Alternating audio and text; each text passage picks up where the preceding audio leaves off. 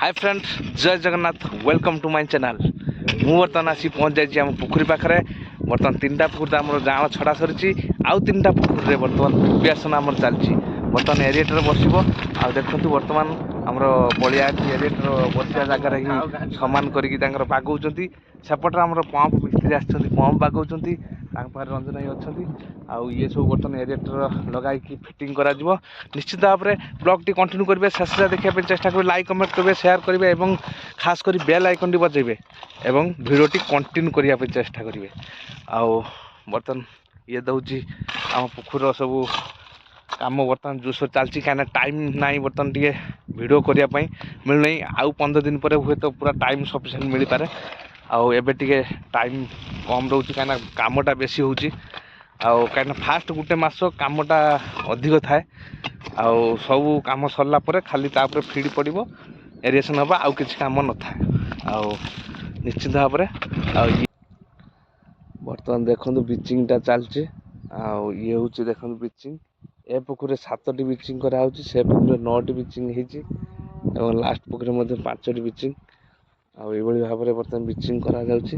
आउ ये 3टा पुकुरी आमर आज जाँळ पड़ जाइए काली राति आज सकाळू बर्तमान जाँळटी पड़ जाइए से 3टा पुकुरी। ये 3टा पुकुरी बर्तमान प्रिपेरेसन चलो एवं प्रिपेरेसन सरला 7-8 दिन पर ही आमर जाँळ पड़ो। ये भाव पुकुर दृश्य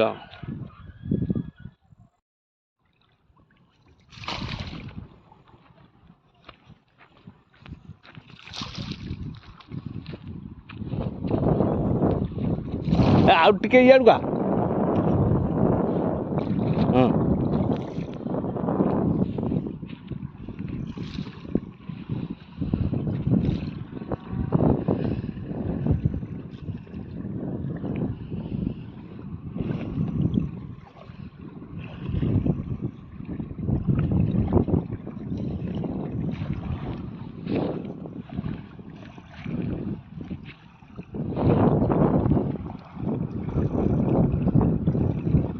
यही मुंड को आसुन एठिया ये पाखर कौन गाँ माइप अच्छी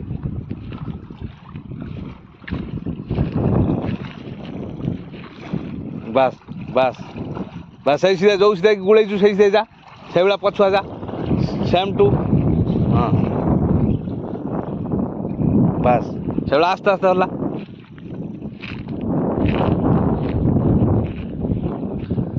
ये हूँ आमर देखो बर्तमान बिचिंग चलती आटा लास्ट पुकुर बिचिंग बर्तमान बिचिंग सरीज आमर मुह जमा छाड़ू नहीं मुह छाड़ देचु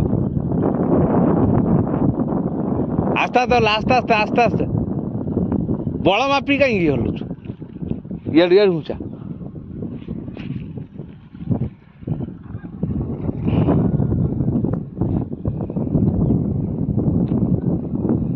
सैडिया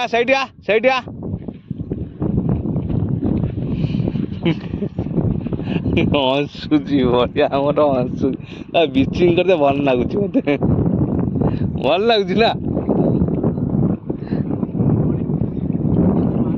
मुझे जमा बिचिंग कर कौन आमर जाल आसला आज तार प्रथम करी आज बर्तमान फिडिंग करा बर्तमान जो संध्या मिलटा फिडिंग करा काली ठारू ही कंटिन्यू फिडिंग करा बर्तमान फास्ट फिड 1 नंबर फिड बर्तमान ओजन करी बर्तमान पकेबा मत पचार कौन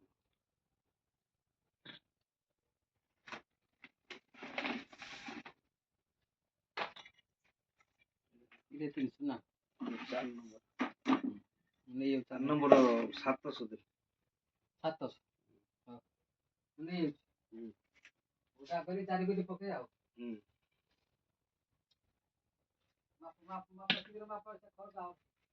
फाइनाली बर्तमान देखु बर्तमान मु फीड पकाइबा आसीगली।